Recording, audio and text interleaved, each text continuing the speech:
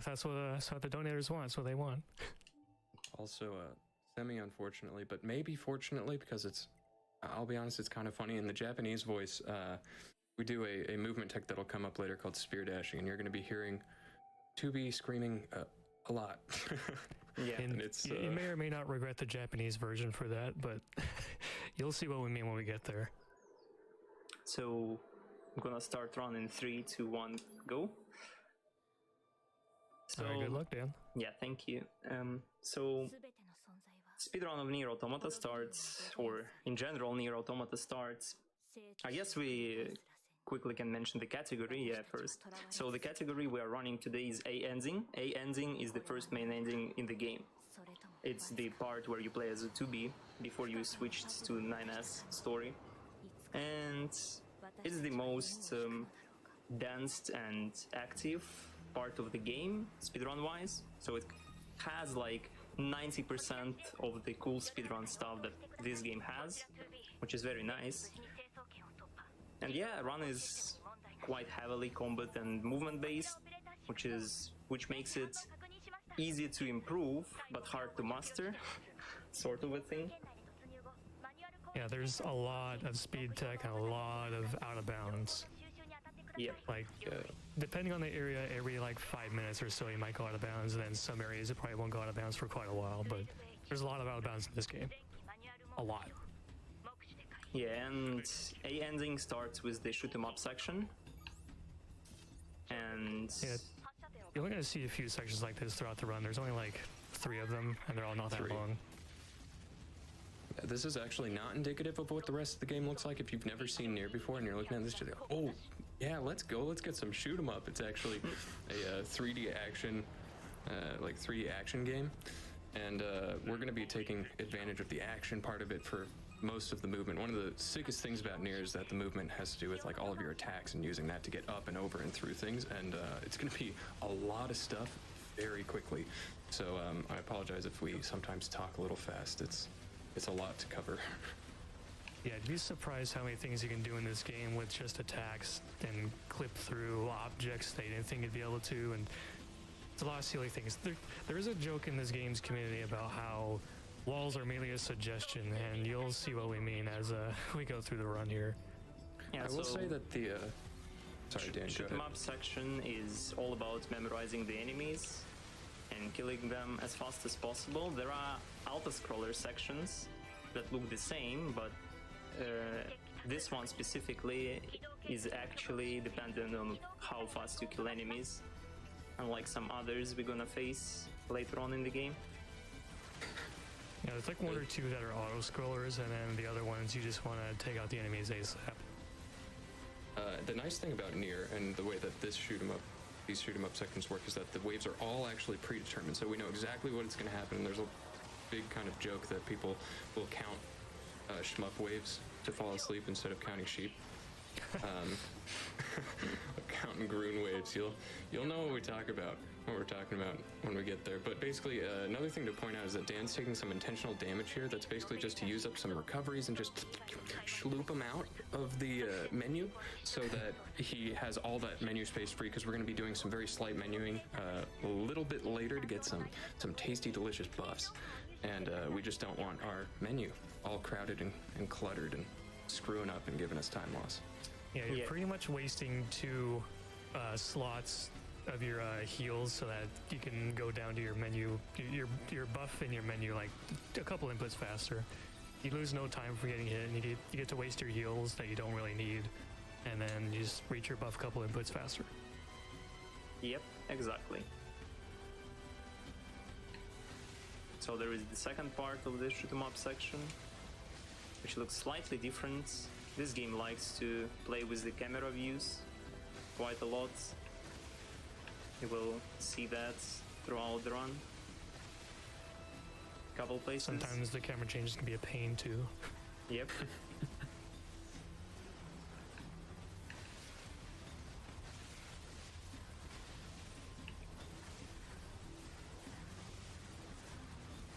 Again, this is just memorized patterns. I like to personally take this chance to we're about to switch into the 3D action mode, And you're going to be seeing us do a couple different things that you maybe didn't do on your playthrough of Nier Automata, which is flashing the flashlight, dashing and heavy attack with a small sword, and then buffs.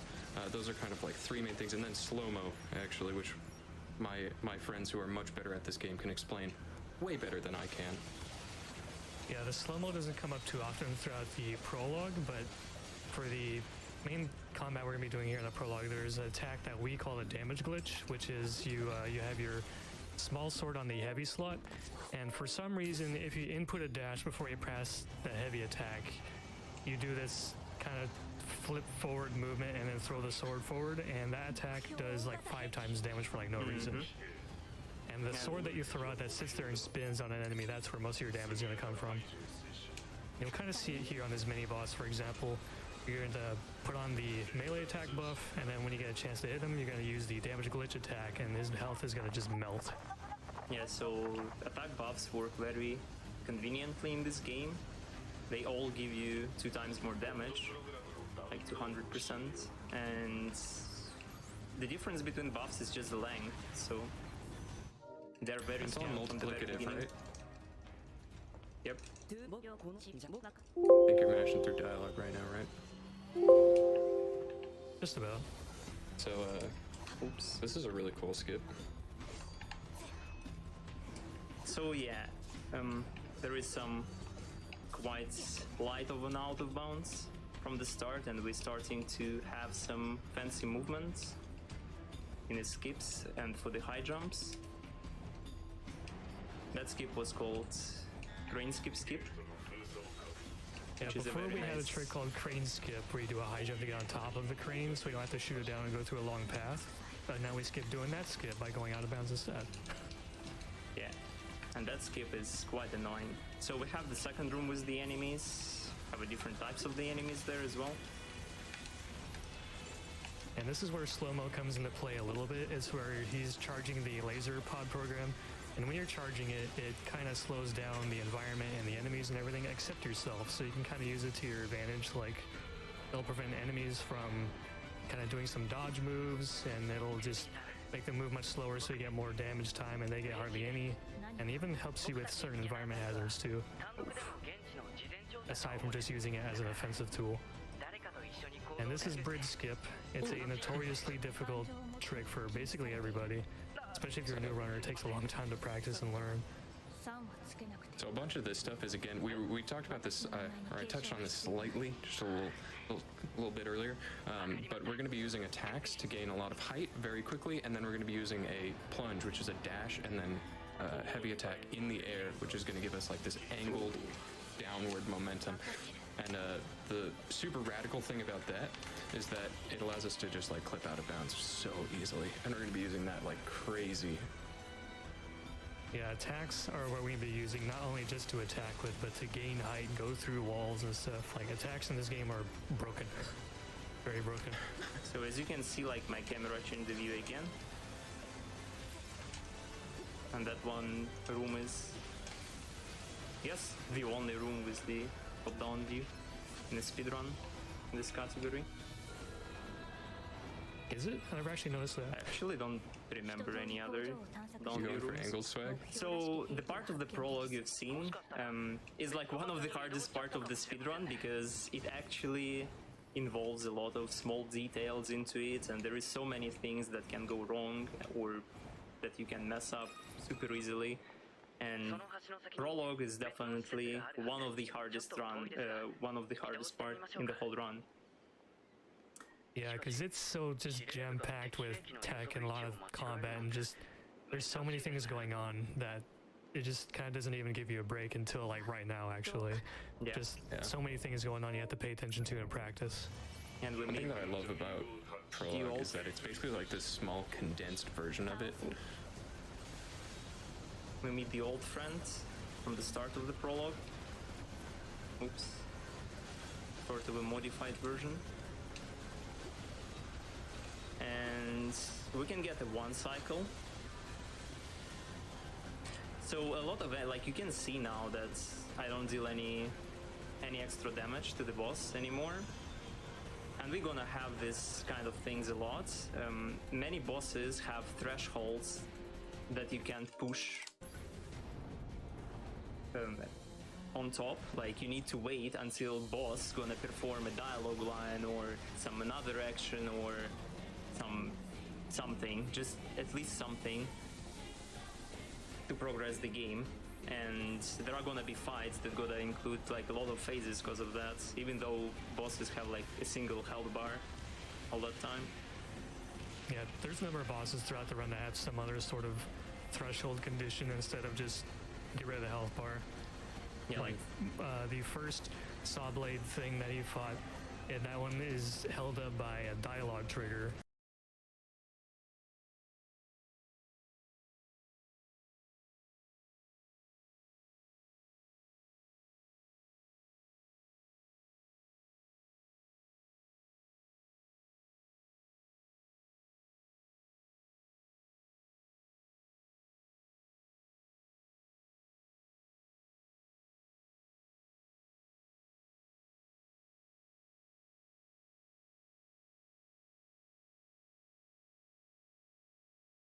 It so much. Yeah, I mean, we're just gonna blow it the fuck out. I mean, let's be real. Okay. Ooh. Whoa. Loot. That's what Pixels. matters. Upgrades. Looks. It's at the Mainly forefront looks. of any RPG in history. Everyone wants it. No one has Ooh, enough. Kel'Thuzad loot. And people will lie, cheat, betray, and steal to get it. No, So man. naturally, Nobody it would has ever to be do that. treated What do you very mean? Carefully. Who And would in do the case that? of MMOs, even more so. Come since on, you're now man. in direct competition with other people. That's It disgusting. varies between games. In current, it's not that big of a deal because Yeah. of personal loot. You run a raid, and you get loot, or you don't. And usually you don't. And it sucks. And you have nothing but luck to blame. Yep. However, And in Blizzard. Classic, it's more traditional. You kill a boss, it drops loot, and you dish it out. Yep. Don't be fooled Dish by out this the veil of DKP. simplicity, though. Behind this simple idea lies anger, jealousy, and betrayal. Something that players were not prepared for. That's with the the best part of release it, man. Was the loot and raiding. And in Yeah, the it's game's the best short part. 7-month lifespan, many guilds have already fallen under the yoke of loot drama. And Fun. in this video, I wanted to talk about the 3 big ones and their strengths and weaknesses for any aspiring guild leaders out there, or even those of you just looking for a guild. Anarchy. Anarchy. A state of disorder due to the absence or non-recognition of authority. Lady Synonyms. Luck reigns supreme Olympus. with the first on our list, and that's open roll. Okay. Well, not fully open. You'd have to be pretty naive to have open loot to 40 people and just trust everyone not to take whatever they wanted. Yeah, I know. Oh my god. Oh, dude. This fucking video, dude. No, it's more like the Powdered Helmet of shit Wrath never drops, drops. so all tanks roll on it, excluding DPS warriors, until all of the tanks already have it. Yeah, that's right. That's The why I pros roll would tank. be there are no favorites nor discrimination. Mhm. The only thing that's standing between you and the item is your own luck. It's fair, right? Well, No. yes, in that aspect it is. Yeah, But right. what about this situation? You have a tank who's online every day, tanks dungeons for guildmates, even if he doesn't need them. He brings consumables, PvPs. This is me. He's always online in Discord. No, it's not me. This is a valuable guild member who gets along with most You people. should give him all the loot. And you have the other tank, whose playtime starts and ends with raid. And you question if there's some sort of weird government experiment because they never spoken a single word in voice chat. Okay.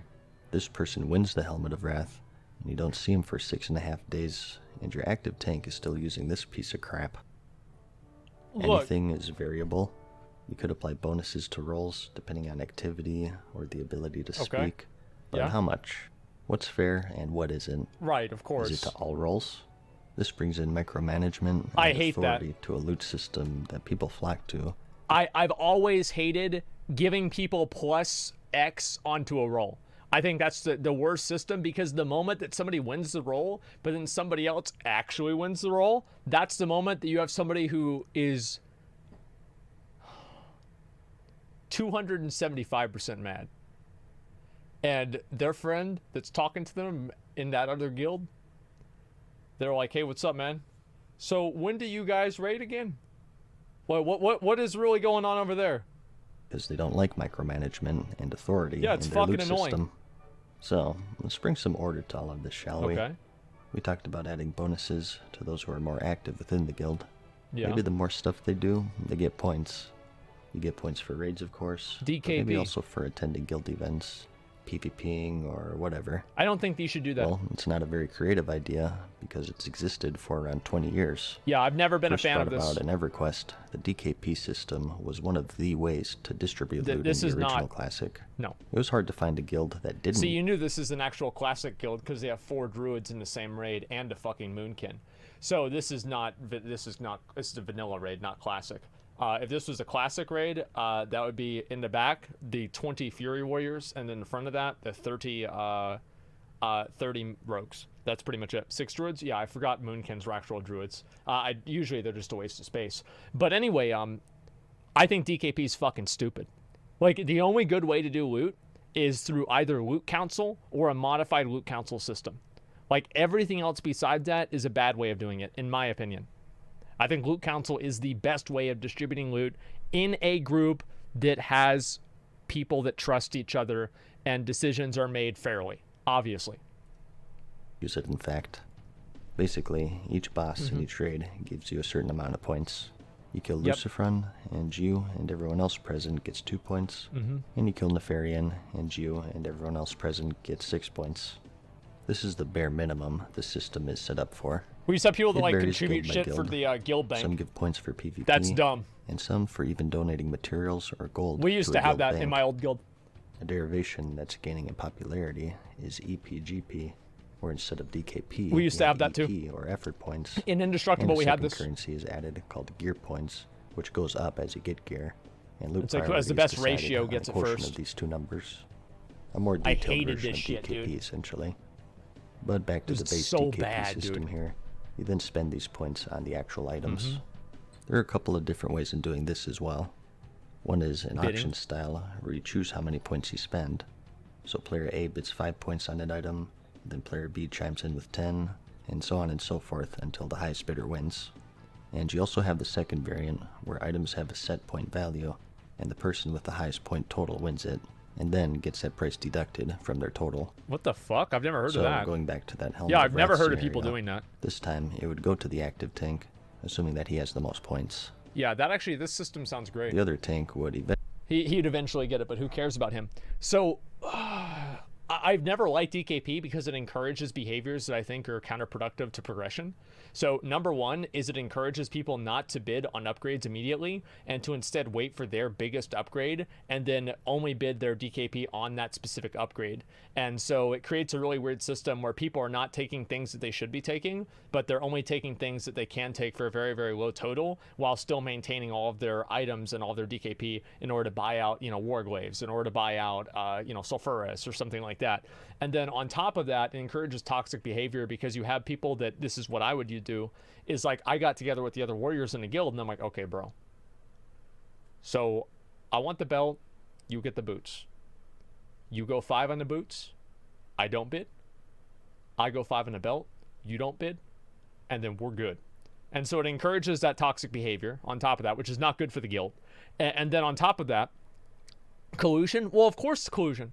And then on top of that, you have bidding people up just to lower their DKP. So, for example, if you know somebody really, really needs a pair of boots, right? They're still using fucking Saffron's boots or something like that. The blue ones, Saffron scale boots, and boots of Might drop or boots of Wrath drop, and they need them, and you bid them up knowing that you don't really need them, but you're bidding them up in order to make them spend more of their DKP. So whenever the Drake Fang Talisman drops later on, then they don't have enough DKP to compete against you, and then you get the item that you want because you bid them up on the item that you don't even want in the first place. Okay, like, I was the master at scamming people with DKP. Like, I did this for years. eventually get his, of course, but as appropriate to his Silent activity bits fix within the it? guild, it would Yeah, be they much do. later. But The you can pro still of this inspect people, method like, you is that know. you get what you put in.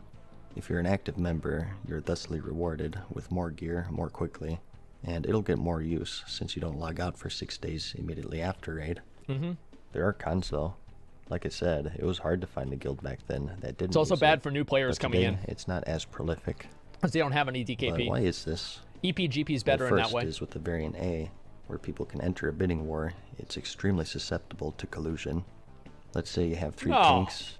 Tanks A and B are real good friends, but they hate Tank C. Wait, So, what? Tank B Who would makes do an that? agreement with A that if Tank C doesn't No, bid, just bid no, 1 dude. point and I'll pass it to you. No, dude. Otherwise, let's bid up that C a-hole. Fuck him. So this allows tanks A and B to stay at the Get all top the gear. indefinitely because they get items for 1 Yep. point. And whenever C wants something, they Fuck bid 'em. him or her up to expensive prices. Yep. And even the set point system has issues. I can relate to this one perfectly, as it happened in my guild back in 2005. Yep. We This is had really 2 fun. rogues, A and B. I used to A love was doing a this. newish rogue, but a nice dude who tried hard. We were in AQ40. A nice and dude. The rogues in our guild were always pretty tight-knit when it came to gear, and we would sort of convene and try to get the biggest Ooh. upgrades possible for the lower geared rogues for the betterment of the guild. Yeah. That was Everyone what was makes sense. like-minded and on the same page here, except for Except- Rogue B, Yep. who happened to be our raid leader in fact. Hey, how The convenient. item in this particular example was the ancient Kiraji Ripper. Rogue Yeah? B we referred to as the weapon collector, because that's what he did. He liked to collect weapons, even if he didn't use them. Something That rogue's name? S-Fund. I'm just kidding. What, just Kiraji Ripper like rogue, but the Get top all the gear. indefinitely. Oh, Tanks A and B are real good friends, but they hate Tank C. wait, So, what? Tank B Who would makes do an that? agreement with A that if Tank C doesn't No, bid, just bid no, 1 dude. point and I'll pass it to you. No, dude. Otherwise, let's bid up that C a-hole. Fuck him. So this allows tanks A and B to stay at the Get all top the gear. indefinitely because they get items for 1 Yep. point. And whenever C wants something, they Fuck bid 'em. him or her up to expensive prices. Yep. And even the set point system has issues. I can relate to this one perfectly, as it happened in my guild back in 2005. Yep. We This is had really 2 fun. rogues, A and B. I used to love A was doing a this. newish rogue, but a nice dude who tried hard. We were in AQ40. A nice and dude. The rogues in our guild were always pretty tight-knit when it came to gear, and we would sort of convene and try to get the biggest Ooh. upgrades possible for the lower geared rogues for the betterment of the guild. Yeah. That was Everyone what was makes sense. like-minded and on the same page here, except for Except- Rogue B, Yep. who happened to be our raid leader in fact. Hey, how The convenient. item in this particular example was the ancient Kiraji Ripper. Rogue Yeah? B we referred to as the weapon collector, because that's what he did. He liked to collect weapons, even if he didn't use them. Something That rogue's name? S-Fund. I'm just kidding. What, is there any weapon that S-Fund doesn't have?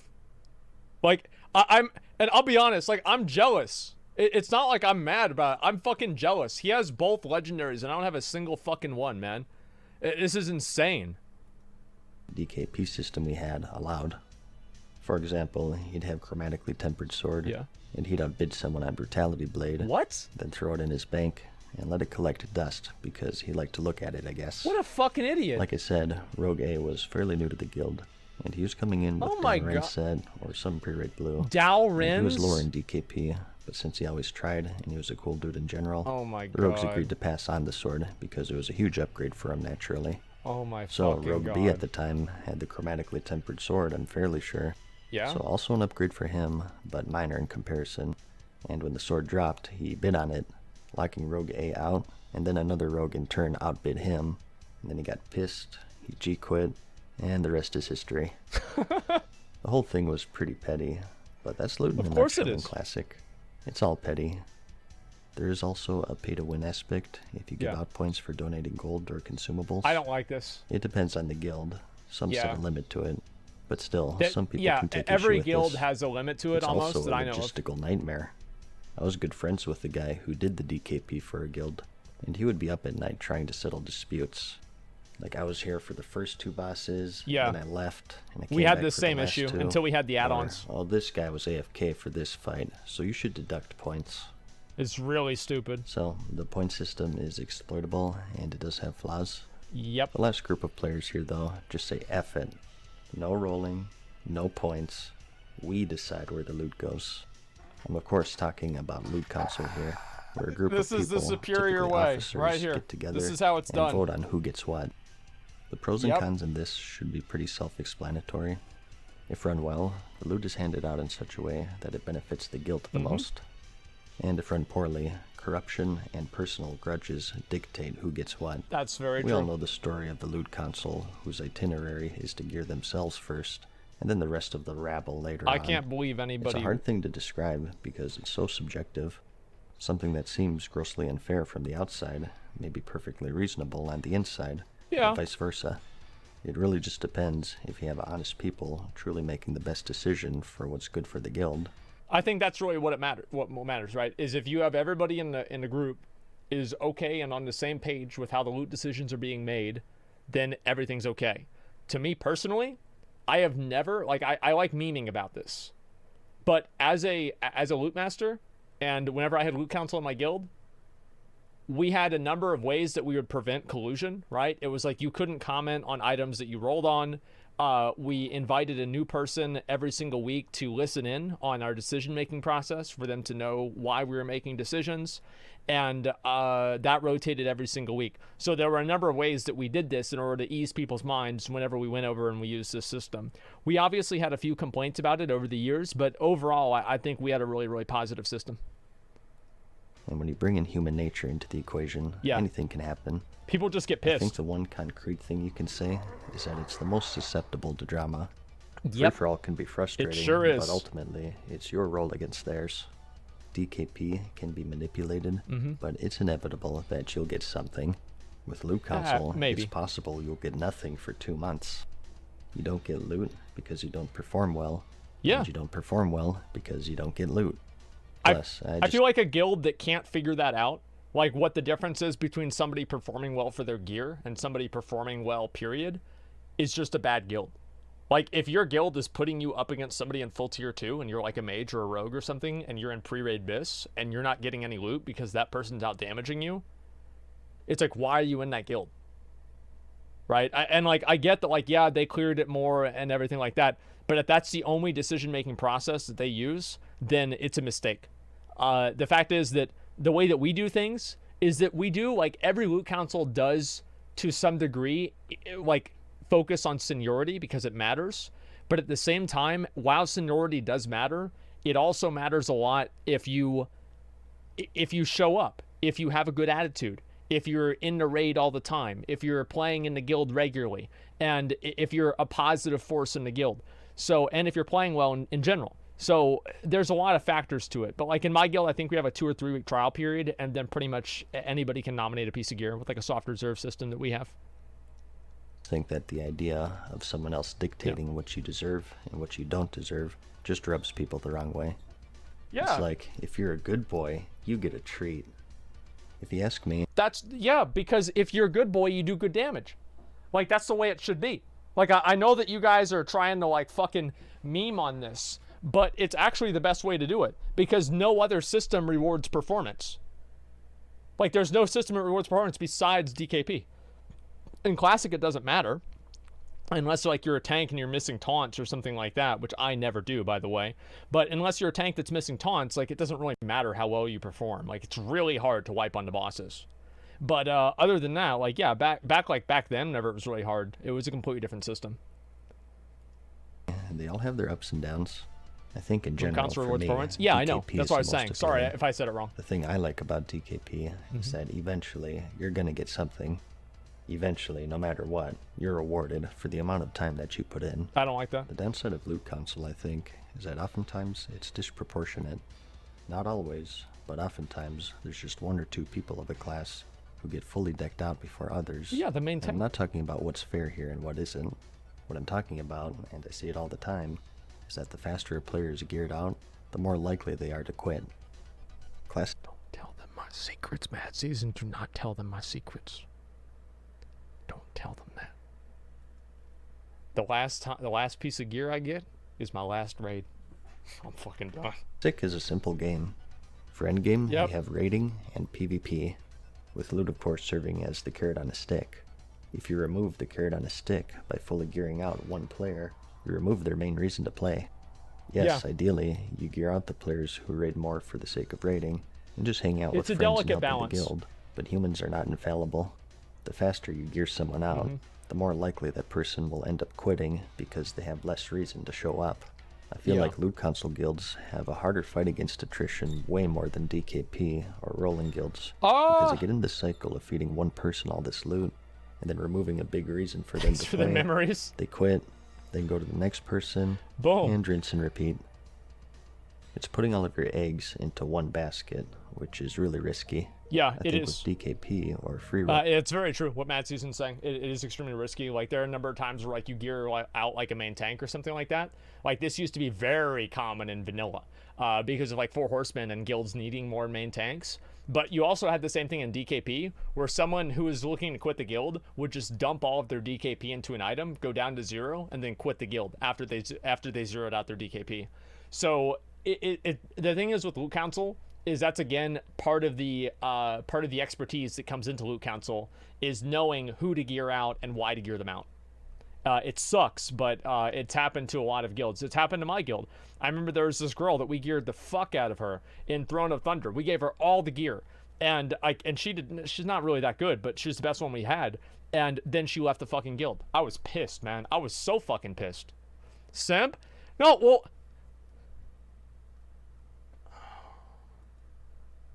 The biggest advantage they have is that loot in general is spread around more. Therefore, you have an easier time keeping an active roster. I think that you should Loot Council your main tank. These two systems are the most appealing, and to those who care more about progression, they will go down the more risky loot council route. Exactly. It can be done well. I'm actually in a loot council guild as I make this video, and I haven't had any troubles personally. There you go. The bottom line is that there's no system where everyone will be happy. No. Loot really does make people crazy in this game. Someone, in some way, will always feel like they've been wronged somehow, that item should be theirs, this is Bullcorn, and I'm joining this other guild where the exact same thing will happen. Yep. Because now they're at the bottom of the list again. The impression that the leadership is always in the wrong. The members can be just as bad, if not worse, trust me. I think people vastly underestimated personal loot and how it virtually eliminated all of this drama. The items do mean it does create drama. Personal loot creates drama. That is true, but like for the most part, he's right. It does get rid of a lot of it. I mean, like there are some people, dude, they spurg the fuck out over loot. Like I know, like people get mad. Think about it like this: if you want an example of what Mad Season's talking about, people get mad about loot decisions that I make in my guild, and they're not even on the same server as me. They're mad. They're like, fuck this, dude. I can't believe this, dude. You're gonna give that to him? Wow, dude. I used to respect you, bro. Fuck you, man. Fuck you. More in Classic due to competition. I mean, I just like to bring up that I remembered the specific item from 15 years ago. That's a good point. Guild had drama over, and I can't even remember what I had for breakfast yesterday. If that doesn't tell you how much more important loot is, I don't know what will. But it's definitely at a cost. If it were me, I would just go with the bouquet method. At weddings, the bride turns around and throws a bouquet over her head, and whoever catches it is destined for love. I would do that with each piece of loot, and watch people tear each other apart, and see who can come out with all their digits intact.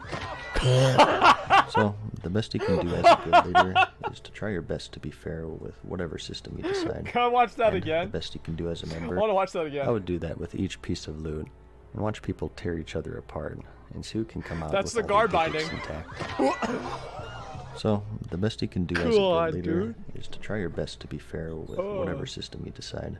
And the best you can do as a member is try your best to find a system that's right for you. I guess so. And understand that sometimes that's the way the cookie crumbles. Yeah, the fucking and that each crunch, boss dude. drops 2 or 3 pieces of loot for 40 people. With the re-release of Classic, many things have changed. Bosses have become easier. Yeah. The meta is more established. Yeah. The only thing that hasn't changed is that loot makes people really angry. That's the thing is, like, in my guild, we don't have any of this. Like, we've never had any drama with loot, really. The only time that we've ever had loot drama is with, like, the stream stuff. Like, we had the one guy that rolled on the dagger. Right? Like, that's true. We did have that one guy that rolled on a dagger. That was weird. But besides that, I don't think that we've had a single thing happen.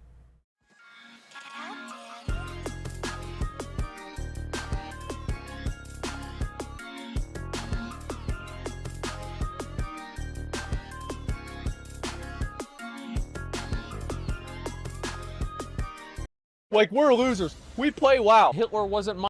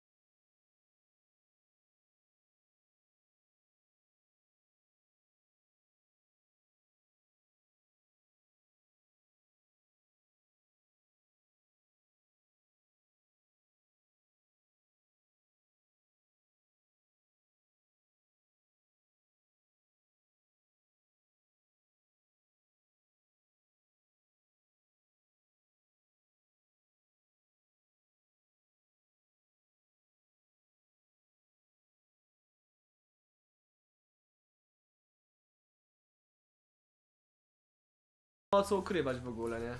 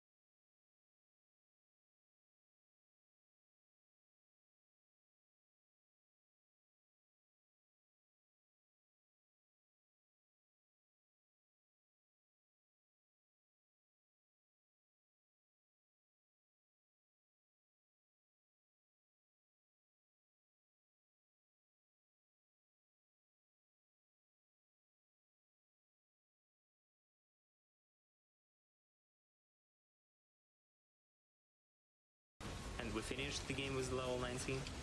Finished the ending with level 19. I'd like to say that there are a couple things about these fights that are unique. First of all, I call it Ball 2 because I can never remember the name. Is it Soshi? I think the first one is Soshi. Yeah, Is it Bokushi? Bokushi is the second one. I'm sorry, guys. Fake fan over here. But the electricity, most people will actually super avoid it and just try not to touch it. But you can just like bathe in it. You can just chill as long as you've got resilience and you've got some recoveries. Then you're good to go. You can just like take a nice little bath, relax, have a good time, wail on the boss. You know, whatever you want. And then the orb that had all the machine cores around it, you just kite it to the hill so that you can damage glitch it, because we can't damage glitch in the air as 2B. So we need to kite it over to the hill so that we can just wail on it and get rid of it as quickly as possible. And he's going to do something kind of similar to that, where we kite it to a specific area and then wail on it with damage glitches here on this next one, which is called the Snake, right after he kills some of these bad boys. Yeah, some more guys to kill. And we have After this core 2 here. second core, yeah. Final boss. And again, we're gonna deal a lot of damage just to get like the minimal cycle we can. Ooh, I got the dialogue skip. Nice. Nice. That's really big in So Japanese. this is actually one of the dialogue skips that quite tricky, because you have a really short amount of time to set it up after you kill the boss. Yeah, and it's fairly easy to accidentally like fire the laser instead of Yeah. talk to 9S instead to bring up his dialogue and do Yeah. a cancel. So it's tricky because you have to mess around with inputs, and you don't have much time either. So yeah, it's a tight window because you have to acknowledge that you've killed the boss. Also, Eve upset, I think kind of rightfully so. Yeah, he that- killed his brother. Yeah, we killed Adam, and so he's trying to hurt us, and we're just gonna melt him. Yeah, so and we're gonna perform quite nice guy. Actually, I'm not sure that phase 2 skip works in Japanese, but I hope it does. Oh yeah. I have no idea. So this skip, how it works, we not let Eve to heal to the full health, and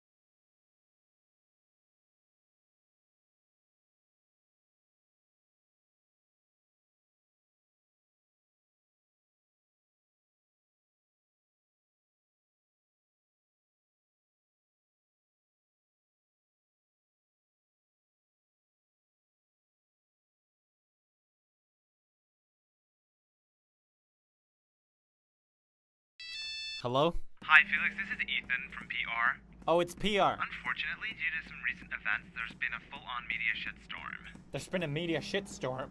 People are calling you a Nazi? People are calling me a Nazi? Yeah, I'm afraid so, and it's not just because you look like precisely what Hitler wanted. How can I make this situation better? I'll do anything. There's only one thing you can do at this point. You have to go back in time and kill Hitler. I will kill Hitler.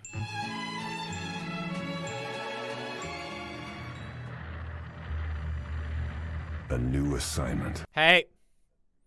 He's holding his hand. No! Alright. Here we go. Kept you waiting, huh? Let the Führer hunt Have to find Richter and deal begin. with him. I can smell him already. All the bad Nazi jokes. I can smell the out of context. Here we go.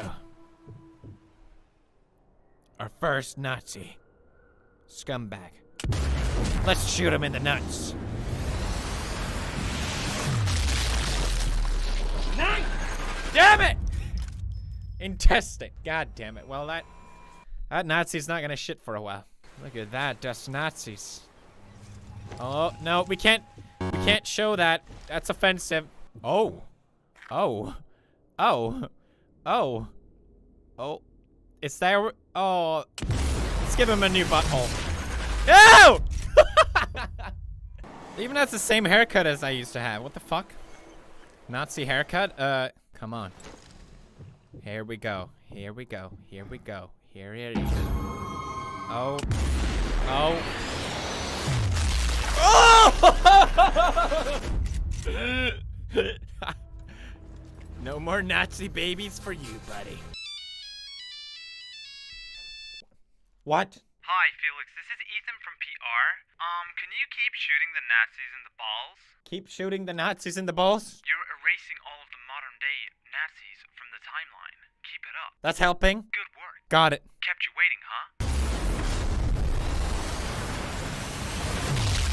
Oh my god! I shot. Hello. Hey! Oh my god! No!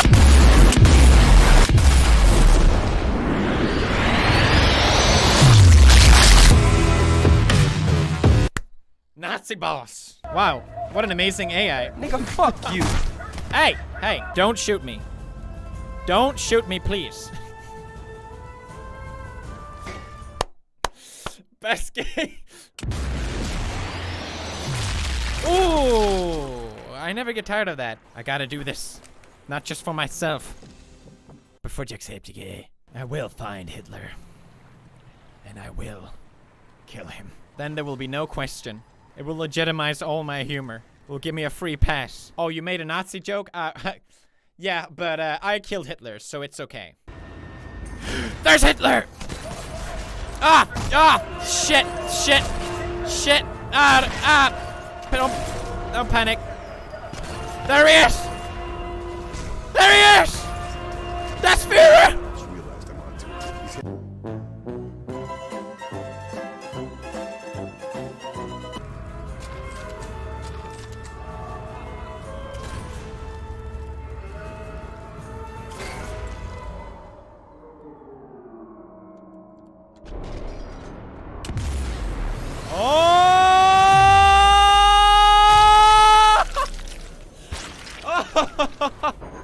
And that's why Hitler never had any babies. Oh no. I'm fading out. This wasn't supposed to happen this way. Ainsley, do something! The Wall Street Journal! They were right all along! No! It was a plan all along! Ah!